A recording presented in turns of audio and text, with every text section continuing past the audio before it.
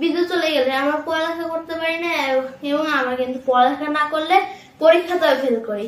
চলেন দেখে আসি কি করে এই আলো দিয়ে লাইট বানিয়ে। আলো দিয়ে লাইট বানিয়ে কিন্তু আপনারা বিদ্যুৎ চলে গেলে পড়াশোনা করতে পারবেন।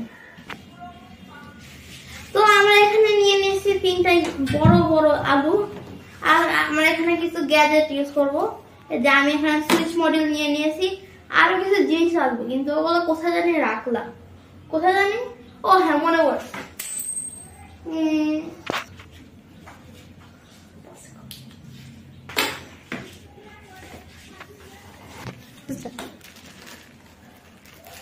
আরো লাগবে এই যে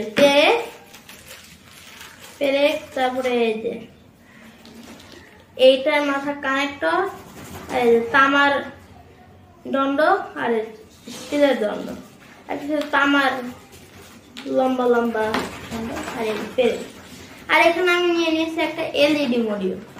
তো দেখা যাক কি করে আমরা এগুলো দিয়ে করি। তো আমি এখানে কানেক্ট করব।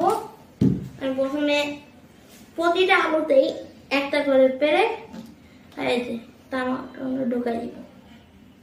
তারপর অন্য আলোতেও আমি পেরেক লাগাবো।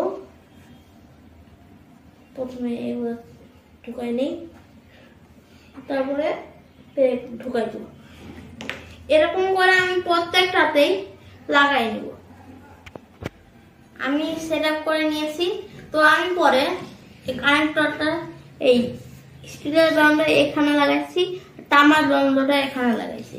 তারপরে আমি এখানে বাটন মডিউল এটা লাগাই নিয়েছি। তারপরে এলইডি মডিউলের সাথে আরেকটা কানেক্টর লাগিয়ে আমি লাগিয়ে নিয়েছি। তো আপনাদেরকে এখন দেখাবো কি করে এই লাইটটা জ্বালাই, এই লাইটটা জ্বলে নাকি।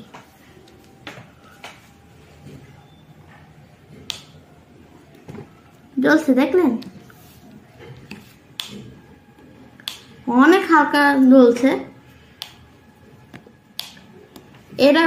এটা আলোর শক্তি থেকে বিদ্যুৎ শক্তিতে রূপান্তরিত হচ্ছে, আর এই বিদ্যুৎ শক্তিটা এলইডি লাইটকে জ্বালাচ্ছে।